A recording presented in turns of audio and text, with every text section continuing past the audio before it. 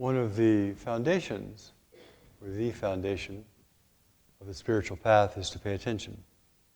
And that's, of course, the foundation of all meditation. Are we paying attention to our life? Are we present for our life? So let's start off with the essential meditation. Something everybody can do equally well, whether you walked in here for the first time or you've been doing this for 40 years. And the place that we start is feel your left hand. You don't have to move it any special way. Just feel your left hand. I'd like you to, as you feel your left hand, to notice the left hand, how its temperature, its tingling, its weight.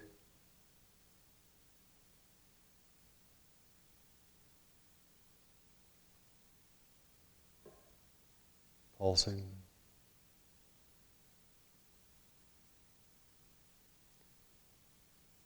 Now, stay with that. Keep feeling the left hand. Keep feeling the left hand.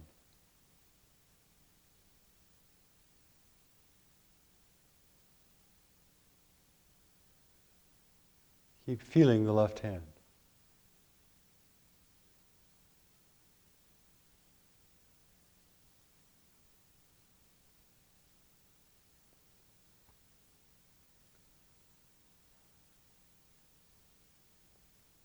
Now, what is your experience with that? Just this little chunk. Everybody here had an experience? What's your experience?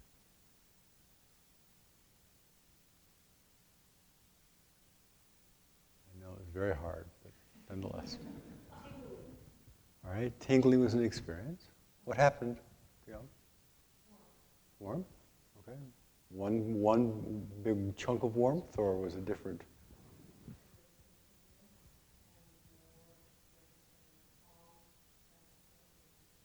So your palm was different temperature than in your fingers. The tingling? Where was the tingling, Julie? It's kind of this feeling that's different parts of my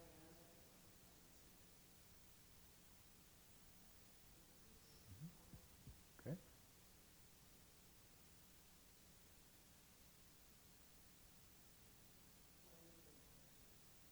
Closed and heavy. Okay. Weight's heaviness is direct sensation.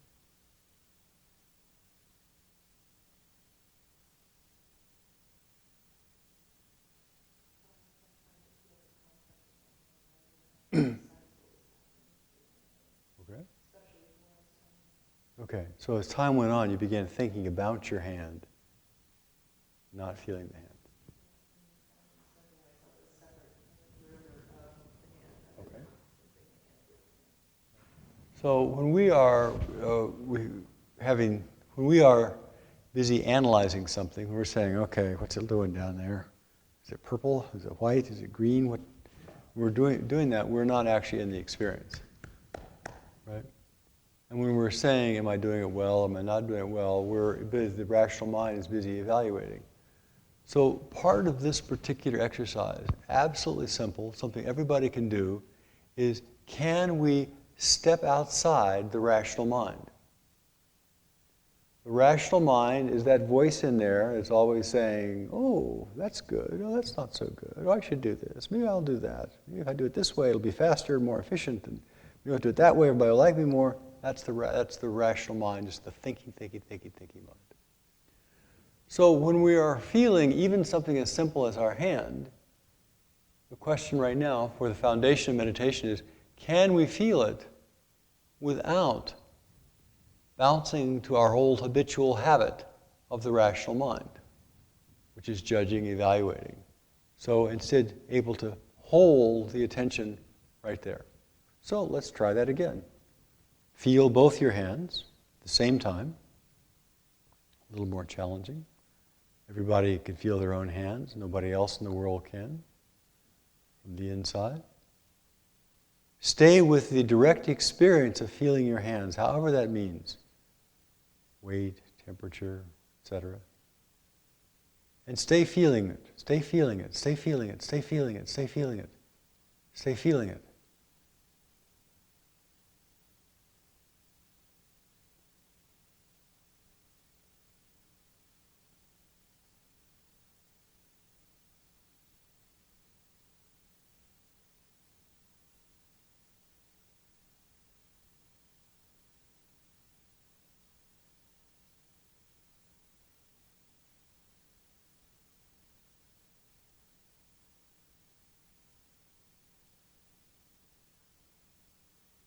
Okay, long enough. So what happens when you try to hold your attention on something as simple as your hands? What goes on in your mind? What's the experience like?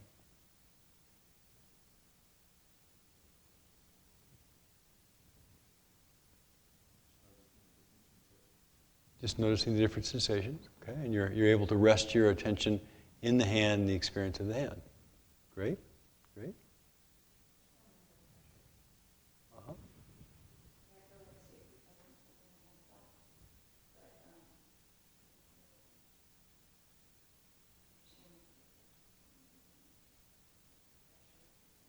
Mm-hmm.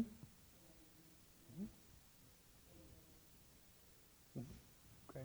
Well, that's a great insight, because we start off doing something very simple, and there's this old habit of I want to think, I want to evaluate, and it's almost like a pressure, exactly like you described it. Nice.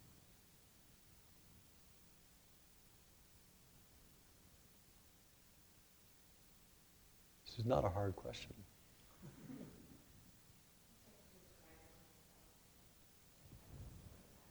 Okay. So we're sitting there with our hands, just trying to feel the hands, and before we know it, we say, what am I going to say when Hogen asks me a question about this? You know, how am I going to answer that? Then before we know it, we're beginning to get a narrative so we can have a good question, so we'll look really good, so we'll be wise and insightful person, and then everybody will love us, and we'll get rich and famous and do seminars and workshops.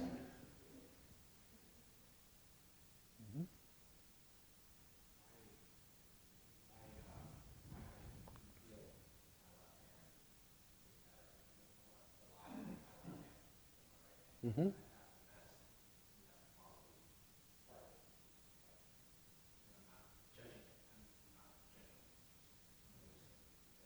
Yeah, good. Mm-hmm. Good. Mm-hmm. Yeah, okay. Great. And that's the way to do that. They're just different. You know? Not better, not worse, just different. If you're trying to grab a hold of something, that difference makes a difference. But if you're just sitting there holding and trying to feel your hands, it doesn't make it. You know, one feels more dead, one feels more alive, just the way they are. So I'm trying to suggest that this, if we do this simple thing, holding our attention on our hands and watching what happens to our mind, watching what happens to our attention. And you know,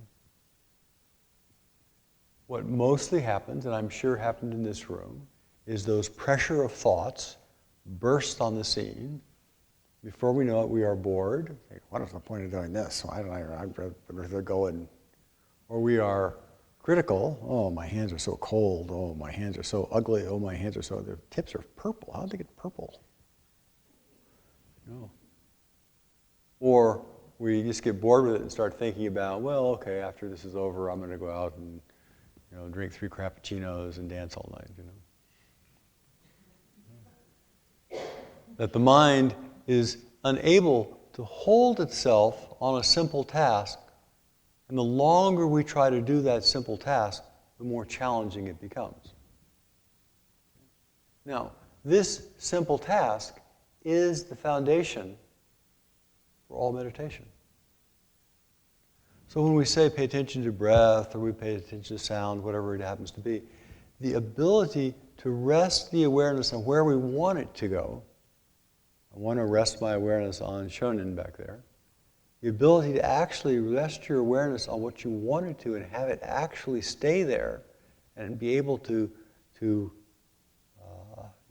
absorb and appreciate the object of your awareness is the foundation for all the rest of practice.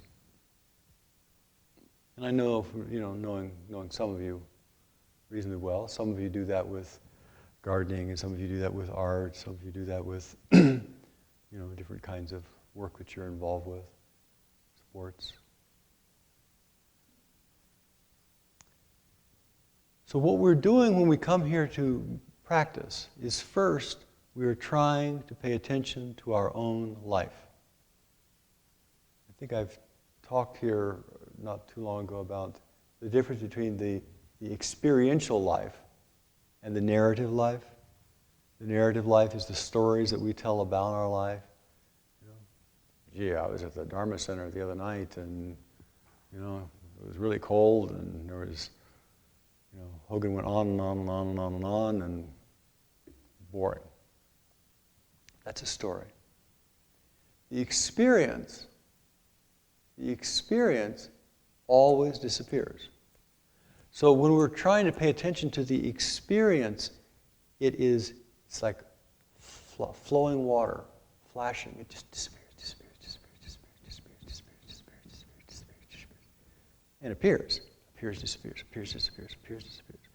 So our task is like looking at a river, when the river water is just coming swooshing down, and we're holding our attention right here on one thing we want to hold it on, and we watch this the change. It might be tingling, it might be weight, it might be lots of different kind of changes. The movement of the body as it breathes, etc. Without this particular tool, your meditation is just nothing but frustration.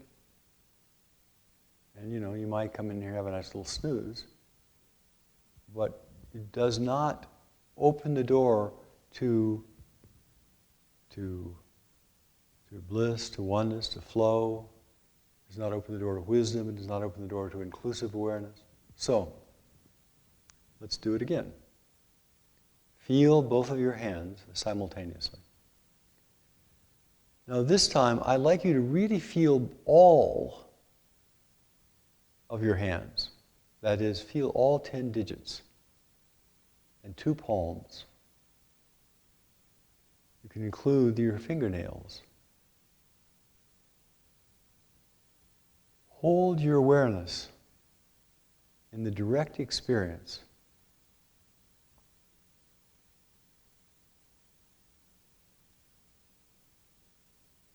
That means you are feeling throbbing, tingling, weight, temperature.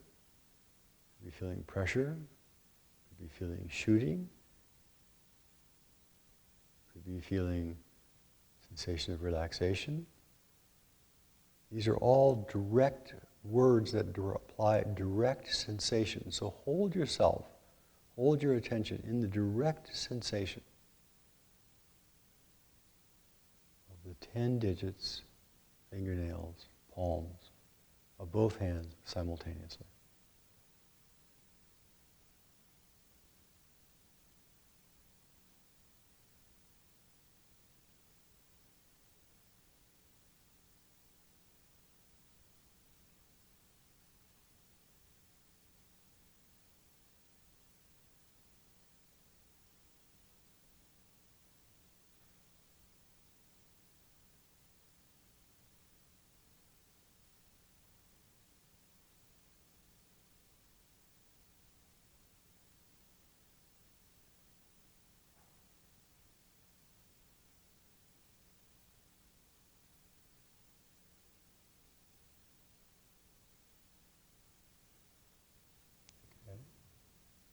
Now, if you're doing this and you start feeling restless, there's a split.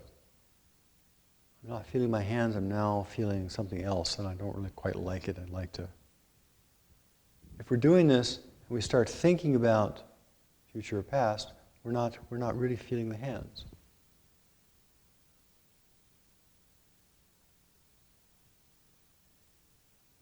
So So what's the experience like of trying to be aware of all 10 digits?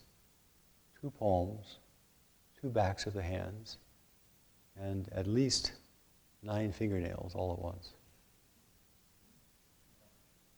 Too much. What's the experience? Too much is an evaluation of something. That's an evaluation. What's the experience? What's the experience of being overwhelmed?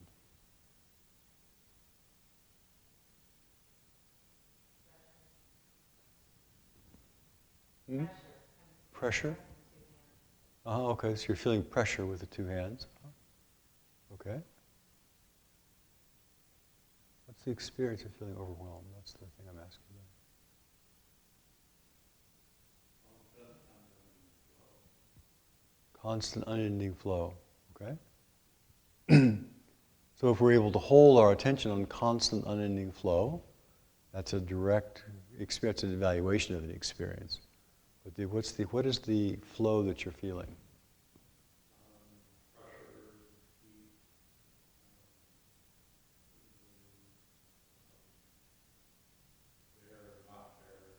Mhm. Okay, being aware of something not being there is a direct experience. Yeah, that's good. Back to Sojin here.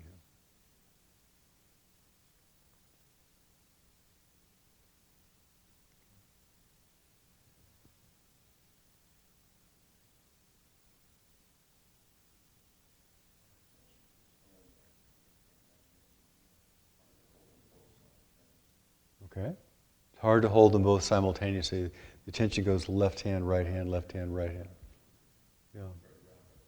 Uh-huh. Okay.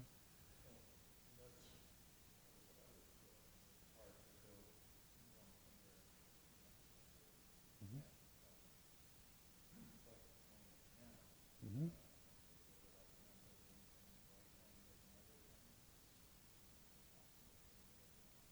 Mm-hmm.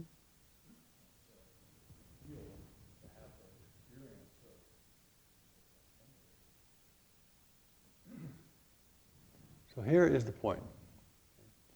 If we are trying to feel the fingers of trying to feel one finger, it has a discrete isness about it. There's one finger. We're trying to feel 10 digits all at once. The mind can't hold 10 digits all at once. It can't feel 10 fingers all at once. All of you have seen, we can maybe count by a glance. We can count 3 to 7. See 3 to 7 pebbles, but we can't count just by seeing. Most of us can't. 10. You can't hold the both awareness of both hands in the same way. You can hold awareness of both hands. You can hold awareness of all 10 digits, but you can't hold it in awareness in the same way you would if you're trying to hold on attention to something that's very small and discrete. So when you're holding your attention, say on the hands, there has to be a diffuse awareness. It's not a tight awareness. It has to be a diffuse awareness that's held over this area we call hands. And in that diffuse awareness, there are sensations. The way the mind works is we only notice change. We only notice change. Either our mind flickering is change or sensation changing. So I think it's a different, people get confused thinking that concentration is I've got to feel all 10 digits in both palms in a certain way. Especially when we get into larger, feeling the whole body, feeling the whole room, feeling the whole universe. It's a different way of holding. So right now, with both hands, relax, expand your awareness, have a vague sense of the presence of the hands and the digits.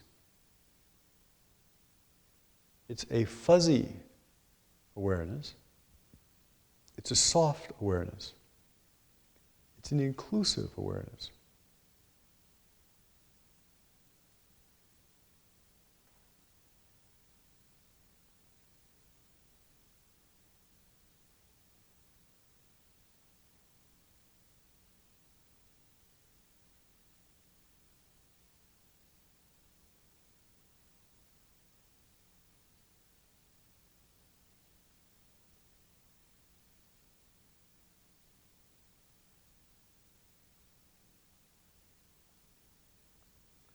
Everybody got that idea? You people got that? People, is that clear? Clear? Okay, good. Now, next place is, we are aware of the hands where? In the hands. Okay? So the next aspect of this is we're holding our awareness in the hands. It is a vague presence, but it's not from up here. We are not in our head trying to feel our hands down there. Where do you feel your hands? You know? You know? We feel our hands in our hands. So when we're talking about concentration, normally we often think, okay, I'm up here in my head and I'm going to concentrate down there, look at it really hard. That doesn't work. It doesn't work. And so we end up being frustrated because we're approaching it incorrectly. So we feel the hands, and our goal is, I want to feel the hands in the hands. And anything that's not the sensation of hands in hands means I've gotten a little distracted. The muscle of my awareness has now flipped off into evaluation, into trying, into looking good, into something.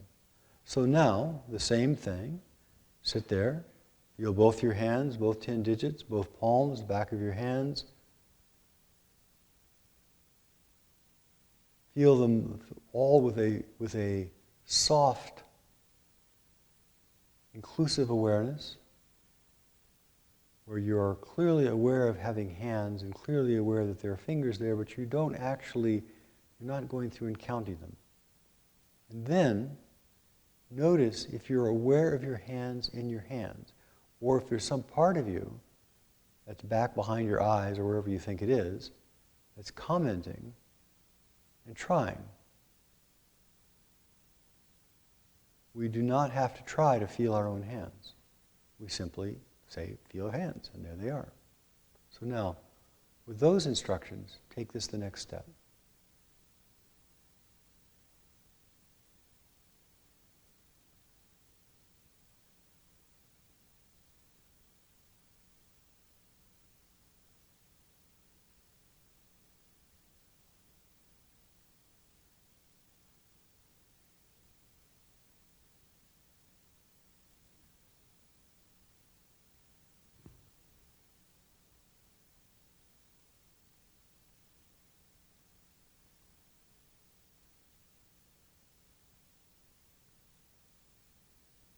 Okay, now back to experience. Please come on in.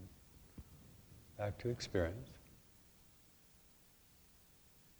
I need to get a sense of what people, what's happening so we can take this to the next level.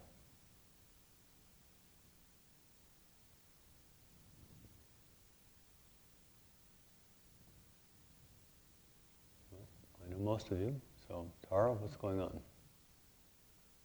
What's your experience of this practice that we're talking about? There they are, yeah. You're able to hold that awareness, that inclusive awareness consistently. Good. Okay. You're able to hold that consistent awareness. You don't have to. Uh-huh. Okay. What happened? Mm-hmm.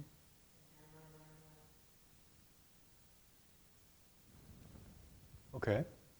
So that's a classic thing, is we're trying here, we're saying, okay, I'm going to hold my attention on whatever the object of meditation is, and we hear some footsteps, or we hear the kids playing outside, or we hear a buzz from the microphone, or our stomach gurgles, or our foot cramps, or we have a random thought that comes through our mind, and sort of before we know it, we grabbed hold of it. And we've forgotten our hands.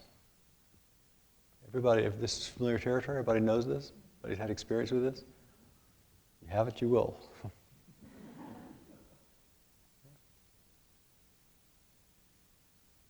So the first challenge is, first off, learning what we mean when we say concentrate. I slid over you, Tara, so I'll get back to you in a minute here. Learning what we mean when we say concentrate. Learning this kind of inclusive awareness instead of the really focused kind of pinpoint awareness that we think of, sometimes in our mind, sometimes.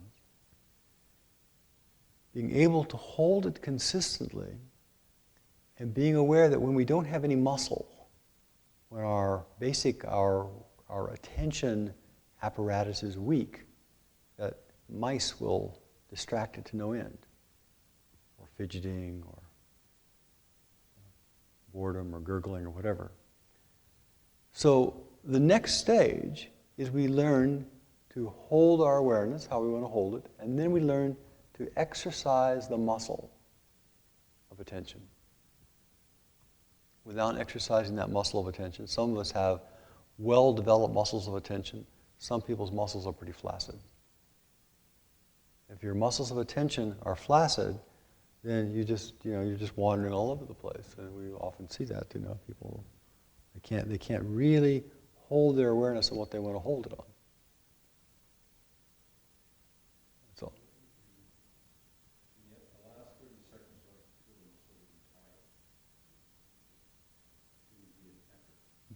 Okay. So what we often do during sesshin is we do little meditation sprints. So just like, we might have used to have done, 60 years ago or 50 years ago or 55 years ago when we were in school, we do little sprints. So you do, okay, I'm going to do a sprint of intense, focused concentration for these little brief periods of time like I just did. And it builds a certain muscle. And then you can just sort of let your mind relax a little bit, and then you do it again. So you can build your attention up by these sprints. Now, it's amazing, if there's something that we desire, our attention gets very sharp. If there's something we're afraid of, our attention can get very sharp. So partly there's one element of this is our motivation. Why in the world are we doing this?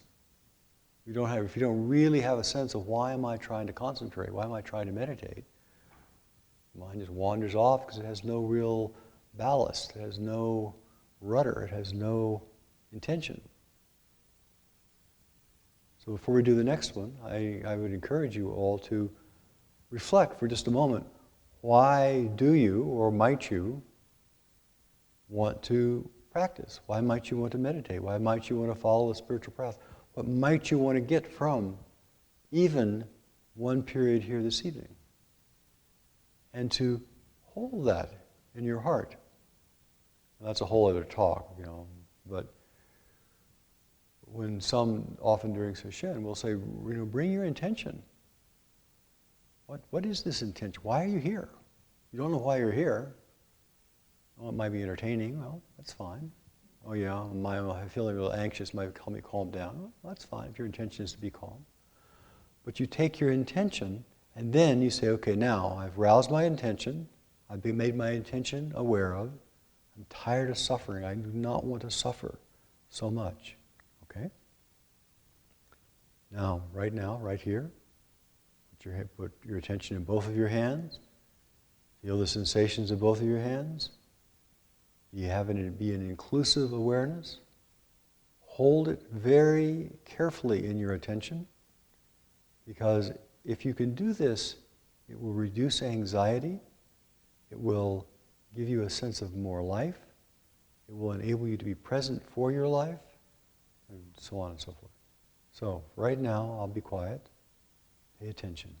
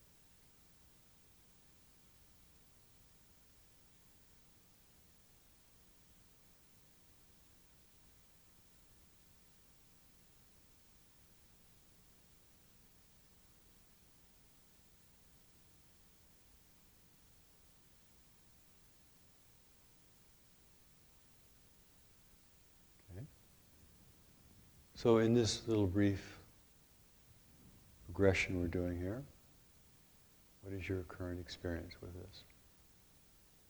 Steph, how about you?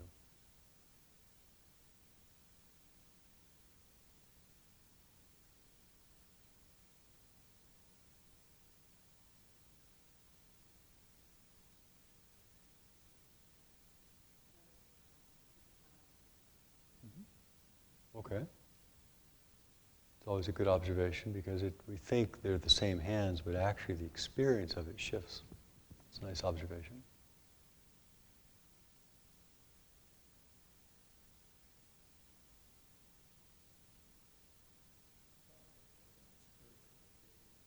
Mm-hmm. You are your own spiritual baby, Sojin.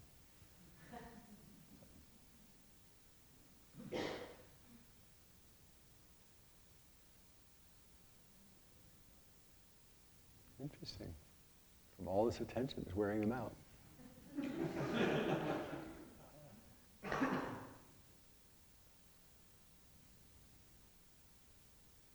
Jeff, what's your experience?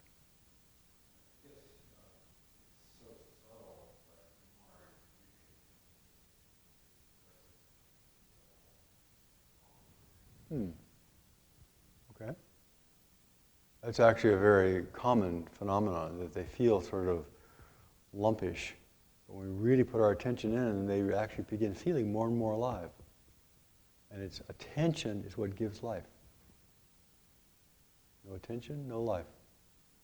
You want to bring something alive, you give it attention. Nice insight. Any other thing else? Are you able to hold both your hands' awareness? Okay. You put your hand, can you count your digits? All the digits are there? The only way I know they're there is because I've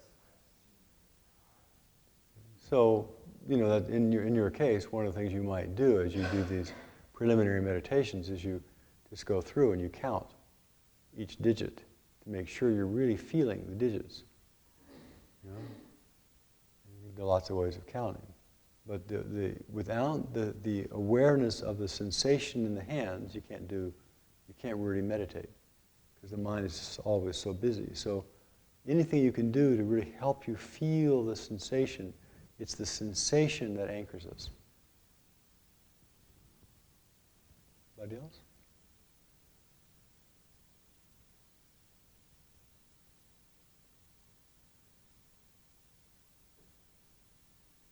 All right, well, I'm just going to assume you're all just doing this perfectly. So we hold our attention in both of our hands. We are in our hands. That's where we feel our hands, is in our hands. We don't feel them in our head. We feel them with this big, larger kind of awareness, a little fuzzy. We exercise the muscle of intention to hold the awareness on the hands for a prolonged period of time, breath after breath. Now, the next thing we do is we include the breath. So you're still holding the attention in the hands, still feeling all the digits, still feeling the palms, still feeling the heat or weight or tingling or numbness or whatever you regard as direct sensation. And while you're doing that, you are aware simultaneously of the body moving as it breathes. And it's probably easiest if you use your chest. So rest your awareness in both hands, the way we've been talking about. Hold the awareness in those hands. While you have that awareness in those hands, be aware, without losing track of the hands, of the chest moving as it breathes.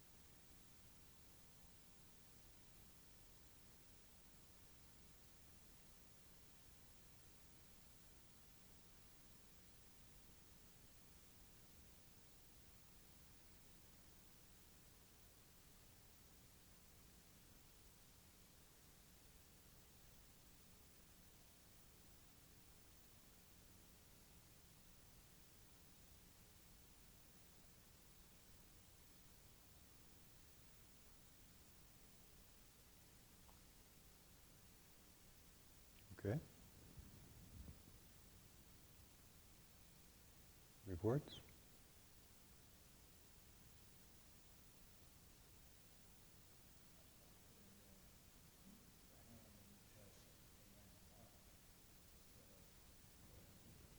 Hmm.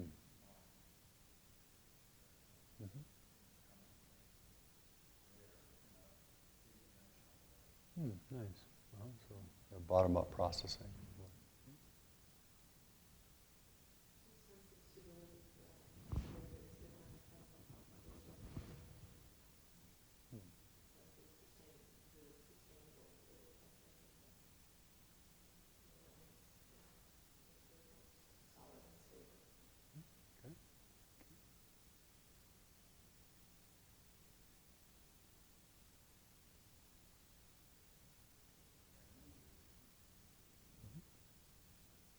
Isn't that interesting? Your hands are breathing.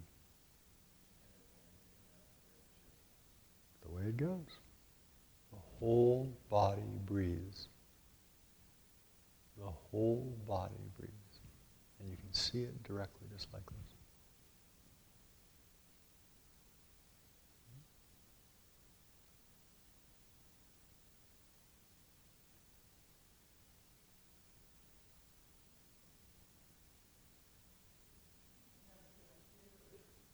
Mm-hmm. Great. Those kind of sensations will happen, because our normal way of viewing, we have a normal way of viewing things. Okay, this is my normal hand. And it's a picture in our mind. And when that picture begins to loosen, you can get this, senses of large and small and floating, all sorts of things happen, simply because the picture we're holding in our mind has just gotten looser. And it's gotten looser because we're now feeling the hands directly instead of thinking about it. Nice. found that the hands were more in synchrony. Mm. Sensation was more complete Mm-hmm. in both hands when I was breathing Mm-hmm. instead of distinct sensations here and there. So there was a soft luminosity. Nice. Nice.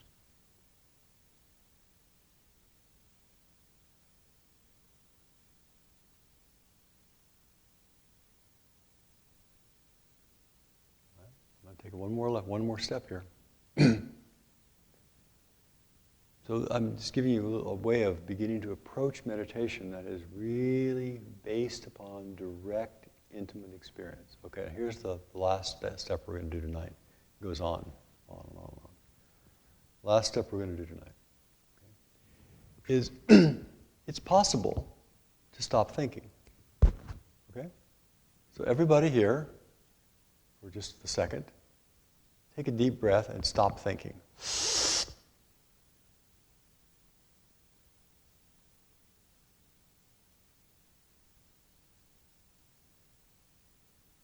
I forgot to tell you, when you take a deep breath and hold it, because it's easier. Somehow when you hold it, the mind stops for just a minute. So try that.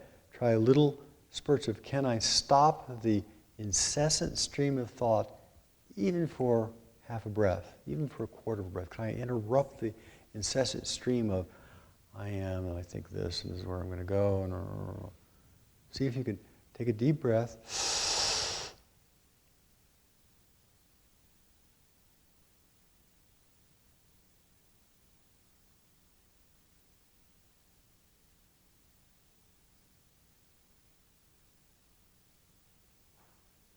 Let it out slowly, or do whatever you do. But see how long you can actually interrupt the flow of thinking. It's not a given. We can actually stop it. So there are two ways I've learned to do it at first. One was to hold the breath for a second. The other is to exhale all the way to the bottom and then let the breath stop. So you exhale, you take a deep breath, exhale all the way to the bottom.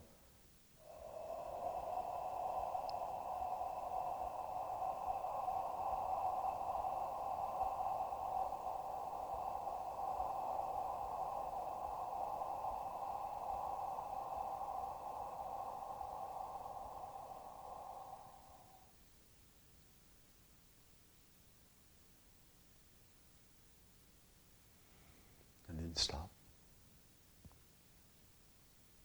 So, let's put all that together. Feel both hands. Feel them in the hands. Feel the direct sensation of the hands. Have a vague awareness. Describe it in different ways: a luminous awareness, a soft awareness, a globular awareness, complete awareness.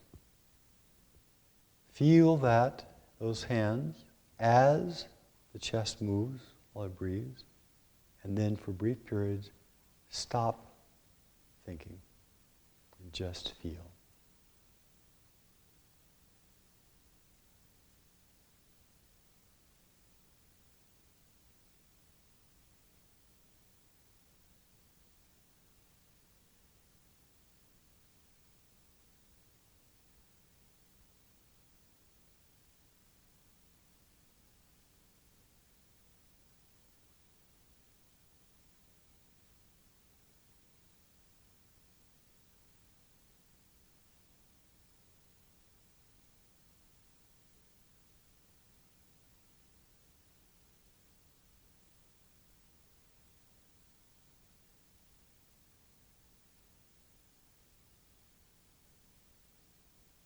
Okay, it's long enough.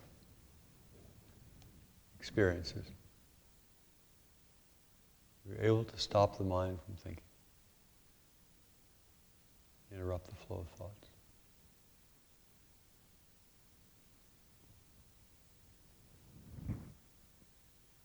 A little bit. Well, How do you know if you've actually stopped thinking? it's pretty quiet. I know, but just because there might be no words. Well, that's another level of thinking. You know, there are different levels of thought. There's fixed views. There's the holding of ideation. Different levels of thought that gets down there. Right now, just to stop the words or stop the music, just to have a gap between the words and the music is one level we're working at. To really stop the whole fixed idea of self and other, that's a very different level of stopping the mind. But just to feel an interruption between the stream of thought, the stream of music. Amazing insight sometimes. It's like the clouds part for just a second and you see, oh, there's actually something down in there. Or up there.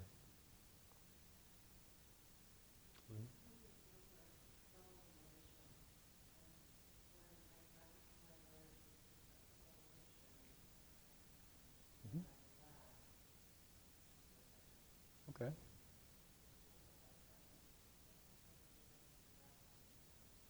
Okay. So resting in the subtle motion, and it's not so subtle if you include your chest, because that's a little more vigorous. So that gives you something a little stronger to anchor in.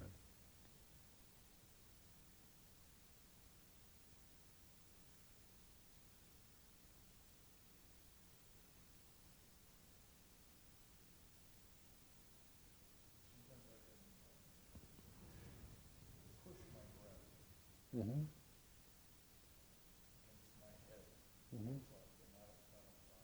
Mm-hmm. Mm-hmm. Buddha, in his official story in the Pali Canon about his awakening, he went through long periods of trying to force his mind to stop thinking, and he would hold his breath, and he would do all sorts of things. It does not work. You can interrupt it for a minute. When you interrupt it, it gives you an opportunity to see something. It's not an ultimate solution. So there are a lot of techniques like that one that can break the steady stream of thinking and music that some people have in their mind and begin to see, oh, maybe I'm not those thoughts. Maybe those thoughts are somehow passing through me, and they're not me. Crazy as they may be, they're not me. And that's a very interesting insight some people get.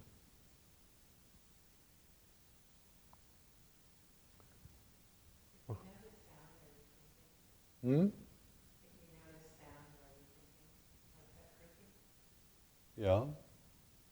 Well, if it's just sound, if it's just creaking, and you're not busy analyzing, is the house ready to fall down? It's just a sound, and that's just a sound. Okay. I think I've beaten this horse enough for tonight. All right. So, my goal tonight was to give everybody a clear sequential series of steps that you can use to lay a really solid foundation for meditation. When the mind becomes clear, when we're able to anchor ourselves, we can then look into things. Our mind becomes calmer, anxiety decreases, our mind clears up. And if the mind is still and present, we can actually even look at consciousness itself, look at awareness itself. So, I hope you will take some of this way we've been doing this, and practice it. See what you can learn about how to work with your own mind, how you can develop your own muscle, how you can interrupt the incessant stream of judgment and music and storytelling that our minds are full of.